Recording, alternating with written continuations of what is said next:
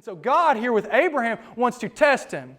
And He tells him to take Isaac. Sounds a little weird, but He tells him to take Isaac up to a mountain and to sacrifice his one and only son. Does that sound familiar?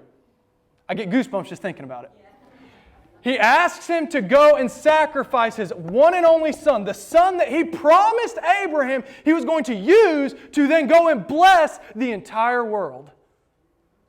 He tells him to go and sacrifice. But Abraham, through it all, if I had to imagine, if I was in Abraham's shoes, I'd want to be faithful, but I might have my doubts. But through it all, Abraham takes his son, Isaac, and he gets the wood to prepare the burnt offering on the altar because he trusts and he knows that through it all, God is going to fulfill His promise because he knows that to the very nature of God, that's who He is. He's a God of His promises. He will be faithful to you. So will you, in turn, be faithful to Him.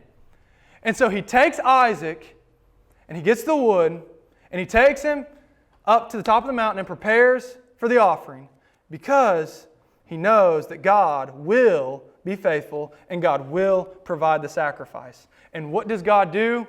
He provides the sacrifice. There's the ram there later. And I get goosebumps just thinking about it, knowing that later on in the New Testament, God still continues to provide the sacrifice for us through Jesus Christ. It's amazing seeing how it goes from Genesis all the way to Jesus and just the similarities there.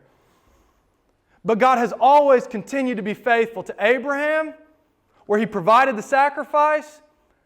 And Abraham, what I love about this story is Abraham shows what a man of faith he was. But not only Abraham, God shows to Abraham how faithful He will continue to be to Abraham.